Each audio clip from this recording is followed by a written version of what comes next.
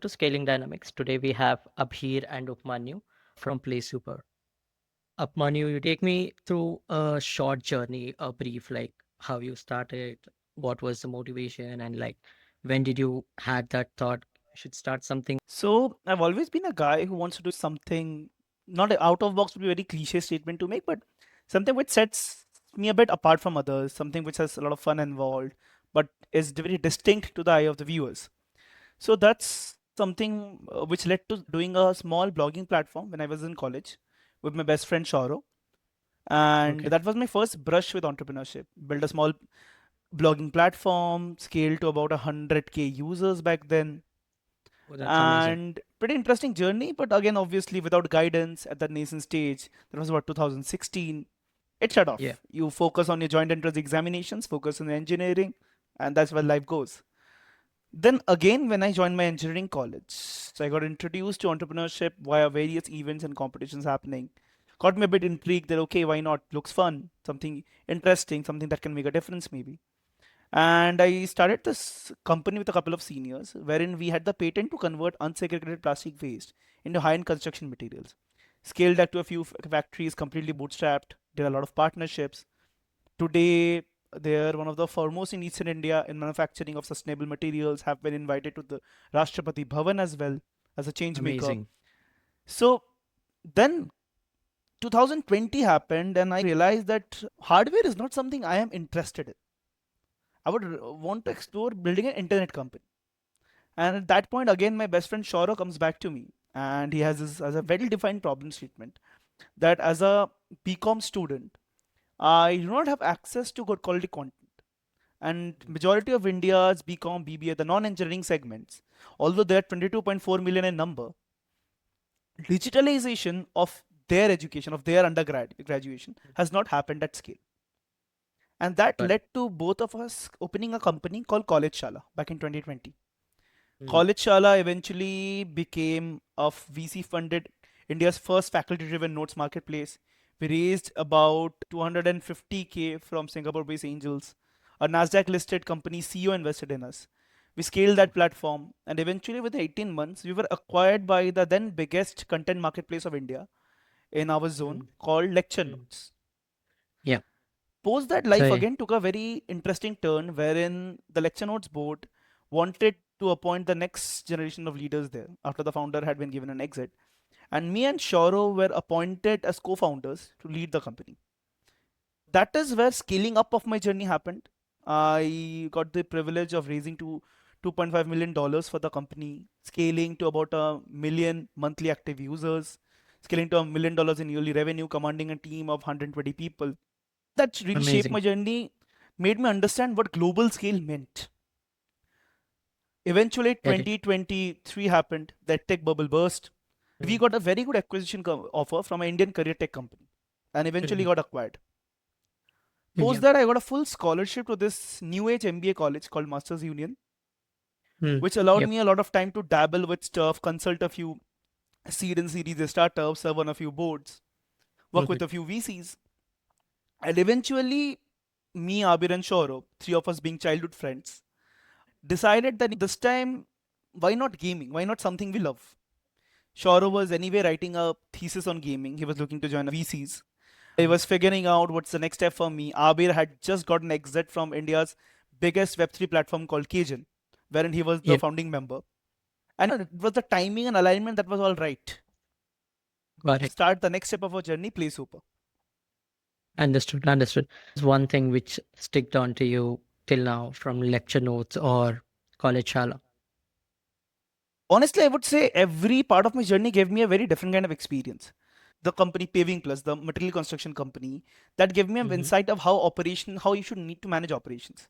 College and lecture notes made me understand how fundraising worked, how marketing worked, how you scale users. Because I Got was it. front ending. I was front ending everything, was figuring out how board management works, how you should take care of your stakeholders. Play Super is now giving me a very good insight of how the entire company's backend works. How internally you need to scale and grow the company and deal with various stakeholders. So I think with every stint, it's a very different set of experience, which I've been very fortunate to dabble into.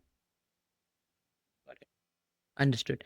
So moving to Abhir. Perfect. To introduce myself, I would first start with my name is Abhir, and I am a co-founder of PlaySuper, co-founder along with Upamanyu, and we've been childhood friends long time. We go back uh, like a long time, and we are all born in the city of Calcutta. We hail from the same locality, and we grew up playing cricket together. Introduce myself, the first thing I would like to say is like I've been a gamer pretty much all my life, though not in a glamorous way people imagine. My parents didn't believe in fancy gaming setups, so I grew up playing the House of Dead, Road Rash on a family computer that survived 12 years. Uh, it was held together by duct tape and pure optimism more than anything else. Yes. That's probably where my love for proving people wrong started. I actually began my career by studying filmmaking, pitching ideas to clients, learning how to sell stories, and figuring out how to make people feel something. Turns out those same skills are incredibly useful startups. I joined the founding team of one company that scaled to $500 million Cajun, like Upamanyu mentioned. And after exiting that startup, I did stints all over the world, specifically in Hmm. Japan and UAE, consulting for gaming and Web3 projects. So somewhere in that journey, I noticed something broken. Games were amazing at capturing attention, but terrible at monetization. Ads ruined the fun. In-app purchases were only for whales, and real money gaming kept running into regulators. So with my co-founders, I started PlaySuper, basically to answer a Got it. simple question. What if playing games could actually get you real world rewards? And now we are Yep. building something that we call gaming commerce. Imagine Hmm. unlocking a level and getting a sneaker discount or winning a match and earning credits for your next pizza or your next Uber or your next Swiggy order. Players love it. Studios finally get retention, and brands reach gamers at their happiest moment, not when they are trying to skip an ad.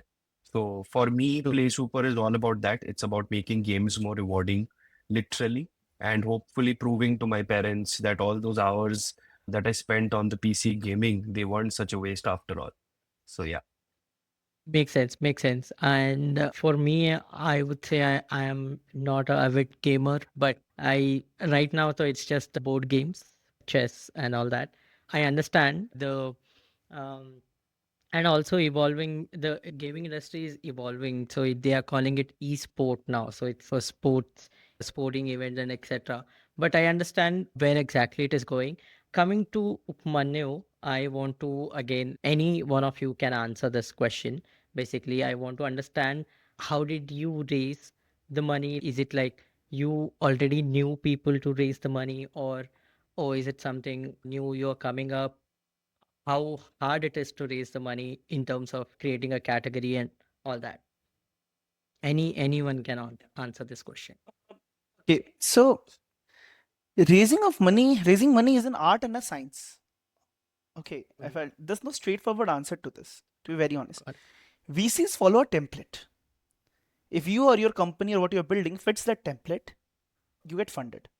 Combination of several factors. It's a combination of how much they like the founders, how is the founder credibility, what's the founder market fit, how is the Mhm. market that you're trying to build in, what's the theme you're building it, is that in currently in focus or that's out of favor, and then obviously what is your approach towards execution. It Mhm. certainly helps if you have a product ready or you have a traction to prove your point, but it's the narrative. In one word, it's the narrative that brings in the money. In PlaySuper's case, since me and Shoro, we had already previously raised money for our companies. We did have connects in the industry. Abir, being from the gaming industry, brought a huge amount of credibility in the system. And getting referrals from your network while fundraising is an absolute best. We are very Mhm. fortunate to have friends as well as advisors who are Mhm. from the startup ecosystem and who obviously referred us to the set of investors. And then I think what did the trick initially was the perfect narrative we had. Because I still remember our first raise of 200K.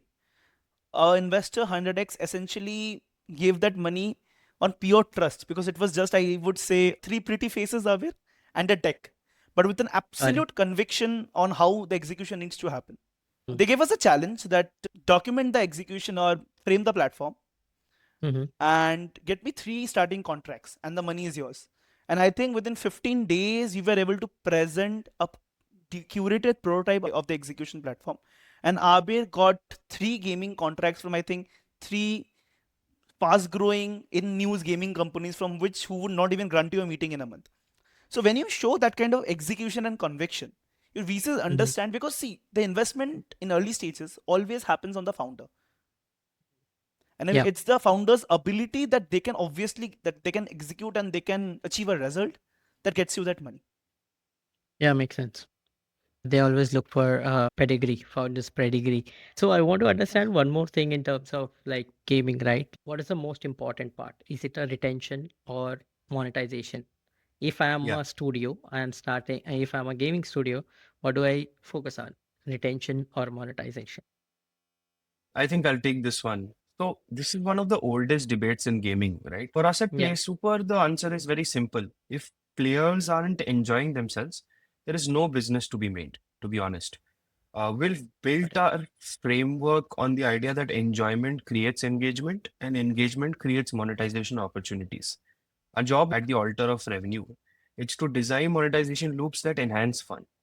So we Got measure it. three sets of metrics like anyone else does, right? Engagement metrics, which is essentially the daily active user base, the monthly active user base, session lengths, challenge participation, etc., which tells us Hmm. whether the players are coming back because they're enjoying the experience.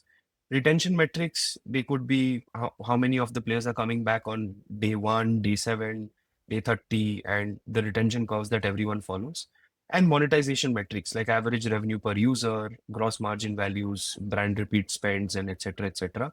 We've learned more than 60% of unlocked rewards get redeemed. Players are signaling that rewards are meaningful and not gimmicky. So for us, the Got it. retention is the lead indicator, uh, Hmm. and Hmm. monetization is the lag indicator, right? So the first thing that needs to be settled, and the most important part, whether it's or any kind of consumer application, is whether the users are coming back or not. And that is Hmm. defined by whether that will always depend on whether they are enjoying the product at the end of the day. That enjoyment Yeah. can come from the core loop of gaming. It can come from sub loops which are attached to the gaming loop, which could be your commerce experience, it could be your challenges, it could be other gamification items, it could be a social aspect to it where you are gaming Hmm. with your friends and getting to chat with them in the application. So that's what keeps the balance in the ecosystem and creates sustainability inside an application and this is across all the stakeholders for studios and brands and for the most Hmm. important stakeholder, which is the gamers itself. So yes, Yeah, yeah, makes sense. If the person is retained enough, you will find a way to monetize it.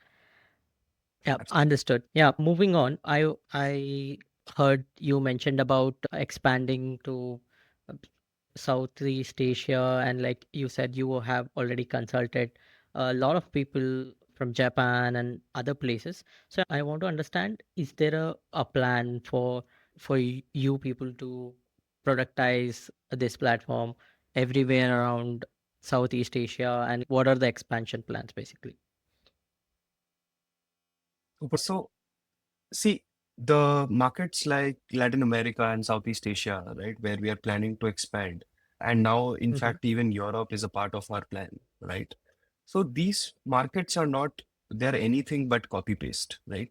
For any new kind of model which you're taking to these markets, it really depends how well you're being able to penetrate into the mentality of the people. Because so what helps us being founders who have built in India is the fact that we are already dealing with a diverse set of audience here in India. India has like a set of Got it. 3,000 plus languages. We've got people coming from different socioeconomic backgrounds, people coming from different sets of culture, from different societies, right? So it already gives us an edge because we are already building, keeping so much of diversity in mind. But Hmm. when you go to these regions, right, the entire game flips itself on its head because they come from a Got it. very different socioeconomic strata, they come from very different cultures, right? And completely different Hmm. across different markets and different geographies, right? Let me be more specific. LATAM, this region is aspirational. Gamers love social play. They resonate strongly with aspirational brands like sneakers, cosmetics, or gaming hardware, but they are also Yeah. very highly price sensitive, just like Indians, right? Yeah. Adoption is Yeah. growing, but it's not universal, Hmm. right? So things like mobile recharge cards or food vouchers see a huge uptake. Whereas in Southeast Asia, digital payments are almost universal. UPI and e-wallet penetration is very high. They're buying this Yeah. technology from NPCI and from India. There's also much stronger Mhm. real money gaming culture. So there's more players who are wagering money to earn out of a pool, right? So rewards need to be and premium for them. A cricket Got player it. in India may want an energy drink, while a player in Vietnam might go for mobile Mhm. data packs because mobile data over there is more expensive than it's more Yeah. abundantly available in India because India enjoys the cheapest mobile data, right? So True. uh, True. we are just chasing early indicators of success right now when we are trying to tap Mm. into these markets. We are trying to see how quickly the players are using the rewards after unlocking them, the unlocking frequency, the brand reinvestment, right? And the Mhm. feedback from the gaming partners that we have there. When all these four sink in, right, that is know where the localization strategy is working, right?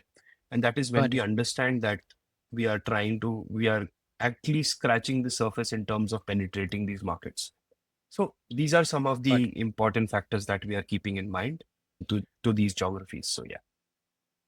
But okay, so for my understanding here is that it is easy for you folks to expand in LATAM or Southeast Asia than India. Is this the No, it's wrong to term it as that said. What Avir essentially means is, see, the gaming industry in India is still nascent. There has okay? been a boost to this industry post the 2020 COVID, the casual gaming Mm-hmm. industry, but it's still gonna take time. Because again, India is a developing country, especially in terms True. of gaming. The market in the major Southeast Asian countries or places like Latam is much more developed when it comes to gaming. So the Mm. adoption rate of studios there are gonna be much higher than in India. India will also be at that stage in a few years. Got it. See, because if you see it from a trend perspective, industry Mm. agnostic way, generally trends which have been initiated abroad over a space of I think 3 to 4 years, you start seeing them in India, right? The Yeah, story yeah, happened yeah, out in yeah. True. yeah, Yeah. in a similar manner. India Mhm. has huge potential. Okay, Right. there's huge future potential in India, essentially because already we have somewhere around 500 million gamers as of today, 500 million casual gamers, Mm-hmm. and the Indian commerce market has only been penetrated as per latest reports, I think 5 or 6%. So there's huge untapped potential. Yeah, yeah. Makes sense. Side. And just to add on to that, what I meant by that is why it's easier for a founder building in India is because Mm-hmm. imagine a founder who's building in US, right? Imagine a in the UK or Europe, right? Or in let's say in Germany, right? I'll take this example. Founder who's building in US is building the product and molding it in a way so that he only has to, or he or she only has to cater to, audience which come and interact with the language of English, right? Uh, Yeah, yeah. in Germany, they are only building for people who are belonging to the same culture, same history, same kind of, correct. Quite a Language role. plays a Yeah. huge difference, right? In India, Mm. when you're building, you're keeping so many variables in mind, so much of diversity in mind. So that helps you when you go to a region like Latam. In Latam, in Yeah, yeah. Brazil, they speak Portuguese, but everywhere else they speak Spanish, right? In Southeast Asia, every single country has a different, it's treated as one region, but every single country has a different language, right? Filipino, there's True. Vietnamese, then there's Indonesian, Mm. right? So there's Yeah, so many different languages across these different stakeholders, right? So being yeah. a Makes person who sense. has already solved for that, it helps us. That's all I meant, right?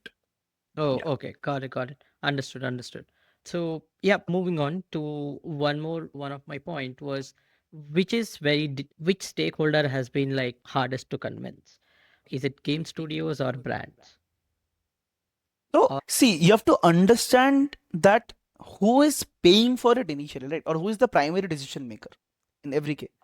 So our model essentially is a B2B2C model, right? yeah.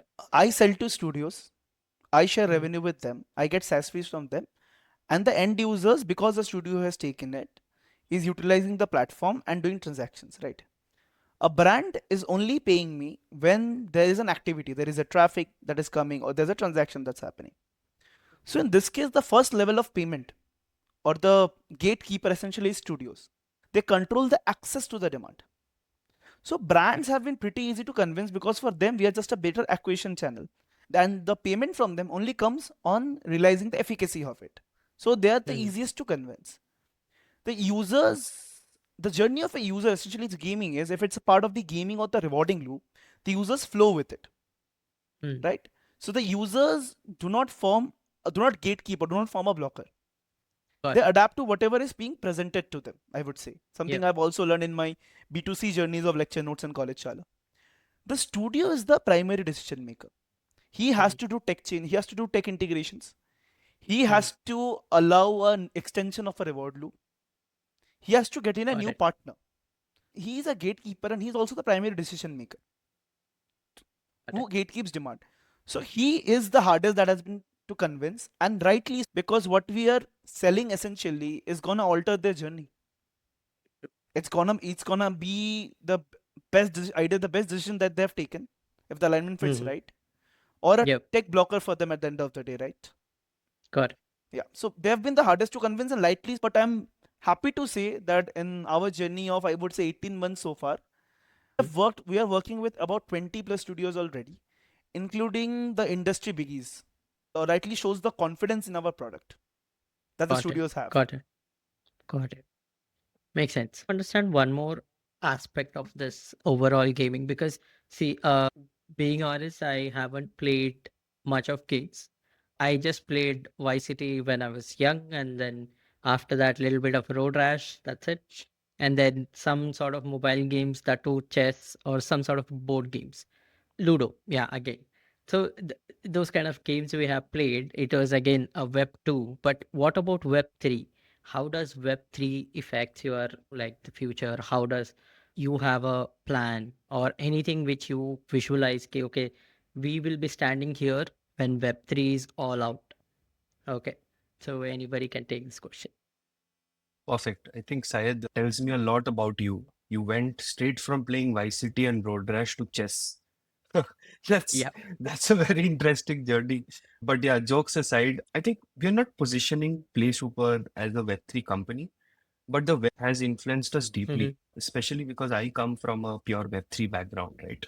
In my career, I Mm-hmm. started with a Web3 company, as I mentioned, and it's grown to a $500 million company right now.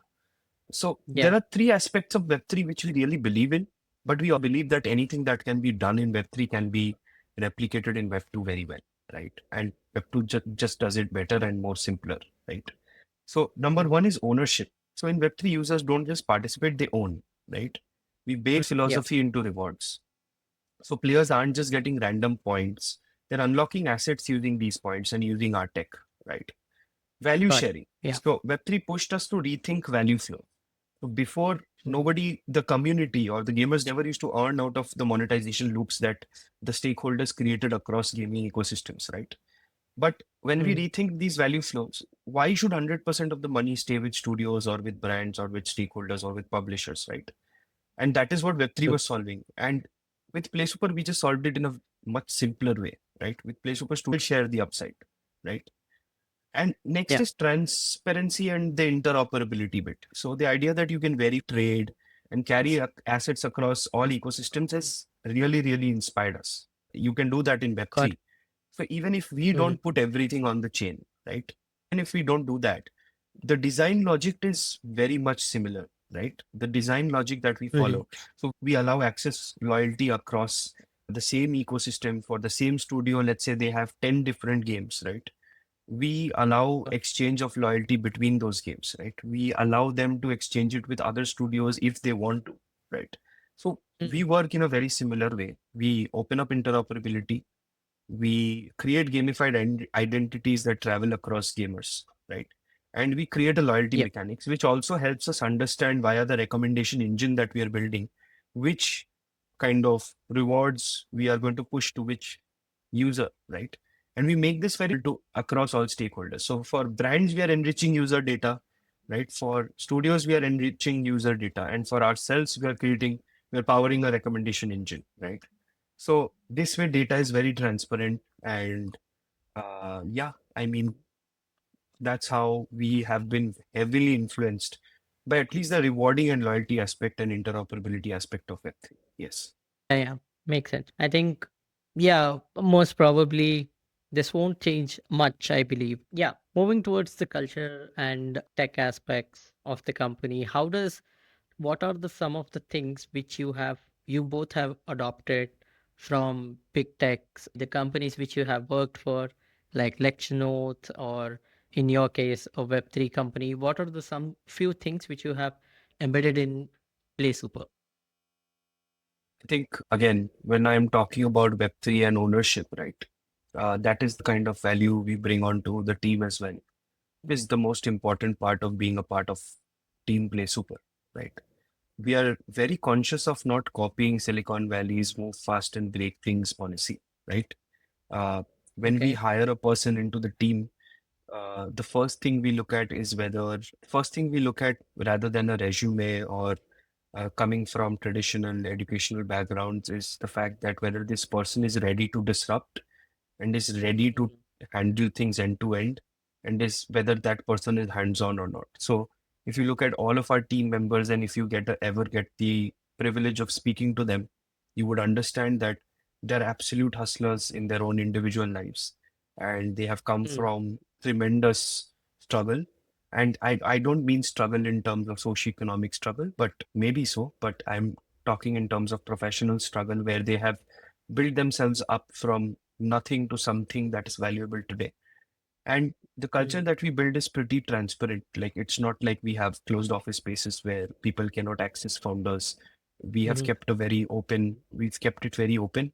We believe mhm, we believe in flexibility. We don't believe in micromanaging. We hardly even have to kind of go and ask for reports from any of our employees because they pretty much handle everything themselves. So it's like we are entrepreneurs, but every employee inside PlaySuper is an entrepreneur inside PlaySuper itself, right? So they are all yep. developing new mechanics, new features, new products inside PlaySuper, which is helping the company grow. And I'm sure Upamanyu also has a take on this, so please go ahead. Uh, the take essentially is simple. When you say big tech, thankfully we have nothing in common with big tech. Big tech is about changing a feature after 14 approvals and setting up unnecessary frictional processes for everything. I think the best thing is we don't work that way. That's good. That's good. Decisions have because don't break things, but Mm, if unless you work with speed and agility, speed is yeah. also a moat. If things don't True. get done True. today, you're gonna fall behind your competitors or something else. Yeah. Some policy change is gonna happen as we have recently seen, First movers or some advantage always. yeah, or something's gonna go wrong. So Yep. Yep. Yep. build good processes, scale them fast. That is something which I've learned from previous experiences and nothing from big tech. Big tech is the exact opposite of how you run a startup. True. True. Understood. So coming to one of the important things, I would say, how does this new online gaming bill 2025 affect your company? It was a huge thing, right? People have changed their business models. Like Dream 11 has already changed their business model or Honestly, found. So, this bill change is mhm, actually a great opportunity for us. See, what we offer is essentially we enable in-game rewarding and in-game commerce, right? We offer mhm, gaming studios a better way of enhancing retention and better forms of monetization. So, mhm, from a legal perspective, this bill doesn't affect us. We never dealt in gambling or anything of that sort. This is a great got it. opportunity for us because all of these companies which were Mm, using real money gaming as a model and yeah. have now pivoted to free to play models, free to play gaming models, need someone like us as a reward, as a legal rewarding and monetization partner. Because just imagine tomorrow using without putting in money, if using tokens in a MPL, people can Hmm. join their contests and they Hmm. can win rewards instead of being instead of multiplying like putting a entry fee and then multiplying that money which goes against the law. If they can win rewards in say brand sponsored contests, matches, etc., who enables that flip? We enable that flip. So Okay. this is Okay. rather a great opportunity for us, rather than bill Yes. actually affecting our business in a negative way. Abir, you want to add on to this? Sure. I think it's a very sad thing that the new bill has been a reset button for almost the entire industry, right? Mm, And real money games, they relied on one metric, that is users staking money to win money. mm, And that now, yeah. and that model has always been very well regulated, right? Very heavily regulated. But for Mm, us, this bill, the language of this bill is pure validation, right? The bill says, find a sustainable alternative to stakes, right? That is what these companies to do. And what PlaySuper provides are reward driven, brand funded, regulation friendly, and compliant monetization model. Mm, I see the bill not as a constraint, but as an mhm. accelerant, to be honest. And it forces the industry to look Yeah, for the next monetization layer. And we've been already Absolutely. building it for the last 1.5 years, right? And true, true, that true. is where the beauty of this lies. So, and that is where we get tremendous like validation as entrepreneurs, because we had the foresight to kind of imagine that free to play games would someday need this as Mm, a part of incentivizing their users. So today, with true. staking and wagering going out of the picture, how do you Mm, incentivize a user? You incentivize them only, the only way to incentivize them is by giving them brand rewards, brand sponsored rewards, and giving them something that is relatable. If I go and give got them it. in-game items, they will not purchase it because the Indian gaming crowd does not go into IAPs that much, right? If I give them Mm, yep, a 30% off of their next Uber ride, or maybe 500 Swiggy credits, which they can use on their new Swiggy order, right? It is them in some way. And at the end of the day, when you earn money, you spend it on something or you invest, right? Mostly the mentality is when you gamble and the winnings from your gambling, you usually spend it rather than investing, right? So we are just eliminating that entire layer of winning and then spending and just, like connecting it directly to the gratification bit, which is actually buying something, which is the Right. got it, commerce touch point inside the game itself. So yeah. got it, got it. But how do you how do you set guardrails around product categories and data usage, reward mechanism, all Okay. these things? Firstly, why do you need guardrails? We don't operate by gambling. The user doesn't have to pay a fee to Mm, enter. The same way as any commerce platform would. You get rewarded by coupons, which is something a brand would distribute through any medium. mm, The mm, coupon mm, which has been set to certain milestones or certain in-game earnings. And when I say earnings, it's game currency. It's not any physical currency or linked to any real money. got it. When you come to the commerce bit, we are essentially doing an arbitrage Mm, using specially curated drinks and special prizes that we acquired SKUs from brands at. We're doing an mm, arbitrage, right? We are not essentially making the user pay a fee or multiplying their money at any point. And neither are we doing deep discounting by burning our own money. Let me clear that for you. So our commerce marketplace, our in-game commerce marketplace is perfectly compliant with every existing law. And it doesn't hover anywhere near the issues or problems that the real money gaming industry has been plagued with, because of which led to this law being passed. got it, got it. Yep, understood. I have a last question around gaming commerce. So, what is the future of gaming commerce, and what is the next big trend you're seeing? If we want to go first, Yeah. Abhir? Yeah, Yeah. sure. So I believe gaming and commerce are converging very fast, right? And we are already Mm, seeing signs all over the world, right? Commerce is already entertainment, right? Just look at live shopping, unboxing videos, or TikTok hauls. I don't know, a page on Instagram called KYD Reviews, where this guy, people, yeah, just people, buys every product. every product and then just makes a very hilarious video on it and then rates it gold, silver, or bronze, and or if Yeah, it's yeah, yeah, I've completely a seen that. scam. Yeah, And then this guy is driving so much of sales for all of these products, right? So yeah, just look at this. It's gaming is simply the most natural container for that convergence, right? The future we see is rewards as currency, right? So instead of loyalty points or cashback, right, rewards from play mhm, become a real shopping currency. Brands as mm, gameplay layers. So brands don't interrupt the game; they power it, and energy drink fuels your cricket over a sneaker drop becomes a mission, right? So yep, essentially, everything inside a game can become a touch point for rewarding, for loyalty, etc., etc. And shopping as play. So unlocking discounts, collecting brand drops, competing for exclusive merch.